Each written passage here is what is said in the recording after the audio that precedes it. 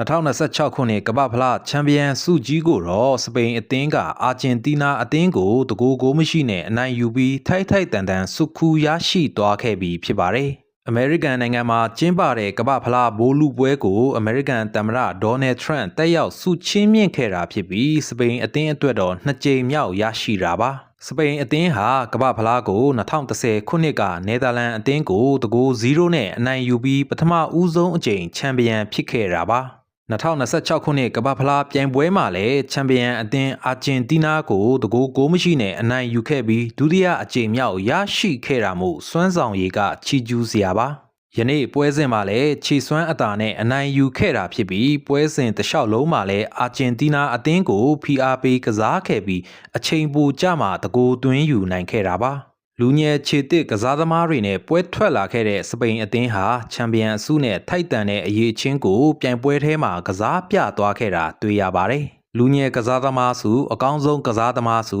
အကောင်းဆုံးကိုသမားဆုတို့ကိုလည်းတင်ကြုံရယူသွားခဲ့တဲ့စပိန်အသင်းဟာထိုက်တန်တဲ့အရေးချင်းကိုပြသခဲ့တာတွေ့ရမှာပါ။အာဂျင်တီးနားအသင်းကတော့ယနေ့ပွဲစဉ်မှာခြေစွမ်းမပြနိုင်ခဲ့ပဲပွဲစဉ်တစ်လျှောက်လုံးကြမ်းတမ်းစွာကစားခဲ့တာကြောင့်နှစ်ဝါတနီနဲ့ကစားသမားတအူထွက်ခဲ့ရပါတယ်။ဆိုတော့ဘောလုံးဆိုတာဘလို့ကစားရတယ်ဆိုတာစပိန်အသင်းကပဲတင်ပေးသွားခဲ့ပြီးမက်ဆီဟာလည်းနောက်လူငယ်တွေကိုနေရာပေးရတော့မယ်ဆိုတာသိရှိသွားခဲ့တဲ့ပုံပါ။ဆိုတော့2026ခုနှစ်ကမ္ဘာ့ဖလားဆုကိုစပိန်အသင်းကပဲထိုက်တန်စွာရရှိခဲ့တာပါ။